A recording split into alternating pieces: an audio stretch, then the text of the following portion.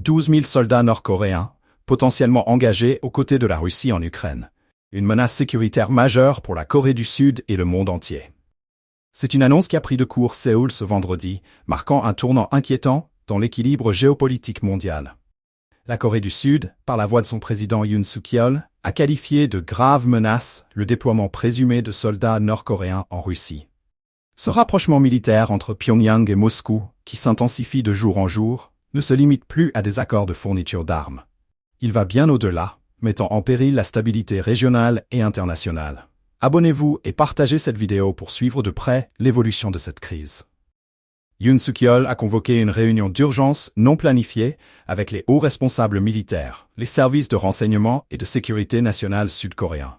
Le sujet, l'implication croissante de la Corée du Nord dans la guerre russo-ukrainienne. Le chef d'État sud-coréen a clairement exprimé son inquiétude face à cette nouvelle dynamique.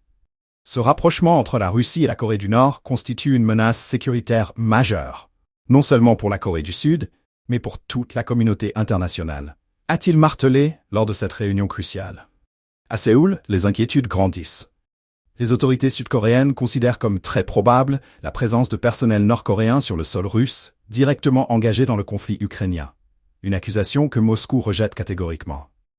Cependant, les services de renseignement sud-coréens sont formels. Pyongyang a déjà pris la décision d'envoyer environ 12 000 soldats pour soutenir la Russie dans sa guerre contre l'Ukraine.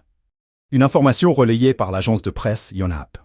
Cette présence militaire nord-coréenne, si elle est avérée, pourrait marquer un tournant dramatique dans la guerre en Ukraine. Le président ukrainien Volodymyr Zelensky a lui-même accusé Pyongyang de déployer des officiers aux côtés des forces russes, des soupçons renforcés par les mouvements stratégiques observés depuis plusieurs mois.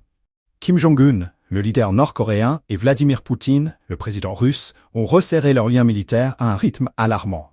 En effet, depuis un sommet commun en fin d'année dernière, les deux pays ont multiplié les gestes d'alliance stratégique. Un élément clé de cette nouvelle alliance, un pacte mutuel de défense, signé en juin. Cet accord militaire élargit le cadre de leur coopération, plaçant leurs forces armées dans une posture de soutien mutuel. Les États-Unis et la Corée du Sud affirment que la Corée du Nord a déjà commencé à livrer des missiles balistiques et d'autres types de munitions à la Russie. Des accusations fermement démenties à la fois par Moscou et Pyongyang.